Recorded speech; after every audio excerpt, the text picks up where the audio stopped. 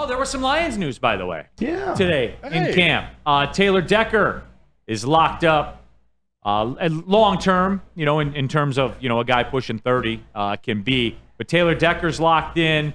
Broder, the initial kind of reactions to it, we have terms. Was it 3 years, $60 million? Yep. Yes, sir. $20 million a year. $20 million a year. I believe, 30.1 of it is guaranteed.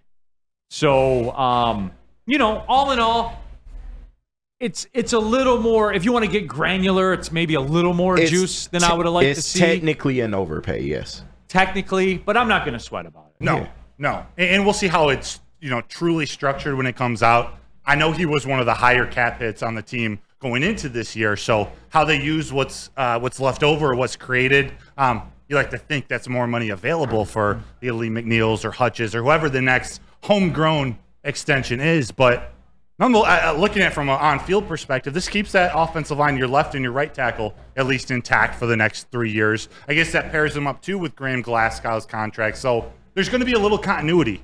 I wonder how much it says to, or if anything, to Giovanni Gio Manu.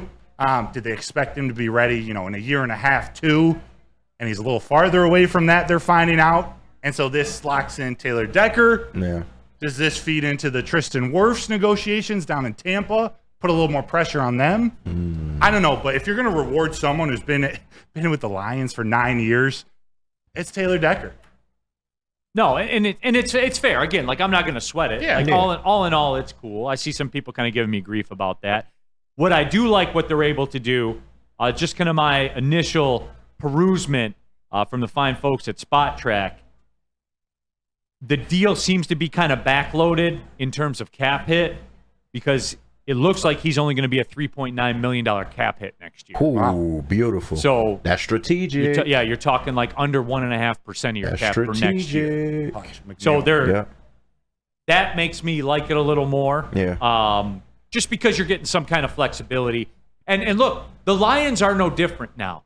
And I've talked about this since the beginning when Brad Holmes stepped on the scene and they drafted Penei Sewell and things immediately changed. They are in a position now in the league where they are one of the good teams, one of the Super Bowl favorites, one of the Super Bowl contenders in the National Football League. So they are doing those things that we would always see other teams do that we couldn't do, i.e., you sign Taylor Decker and you backload it and you deal with it later. Guys, this is as window as it gets. Yeah. They are open for business. Yeah. And again, if I look at it in a vacuum and see what they're doing, I don't have a huge problem with it. Only 30-ish million of it's guaranteed. All in all, it's rock solid. Yeah. This is what they do. He's part of this identity. And whether you are a believer in paying for your identity, paying a veteran who is maybe on the second leg of his career, I don't know if he's in his prime or he's still a very, very good left tackle. Maybe not top tier, but he's in that next group. So it matches up with Jared Goff's contract. So when their contracts are up, assuming nothing gets restructured, it's just continuity with this offensive line. I love what they're doing on the interior, what they drafted, who they brought in with the UDFAs. The question marks I have are depth at tackle. At least this locks in a starter for the next couple of years. I like Decker. Might as well give it to him.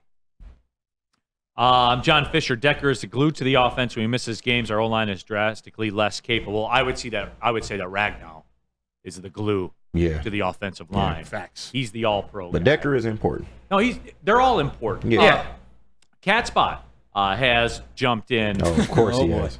That's a dumb take. The deal shows the Lions overpaid Penei Sewell. It's absurd to pay a right tackle $25 million a year. Catspot, again, I know the nuance flew right over your head right there. Right. But you know what this is, right, Catspot? You know what this is. Mm-hmm. They're keeping Decker because when you put it together, $45 million a year for Sewell and Decker seems to be pretty good, Catspot. Absolutely. Does it not? Best tackle duo in the league, like Justin said on the last show. And then you're prepping yourself for maybe re-signing a Lee McNeil next year. So, which Brad Holmes intimated on that said the time has come for that.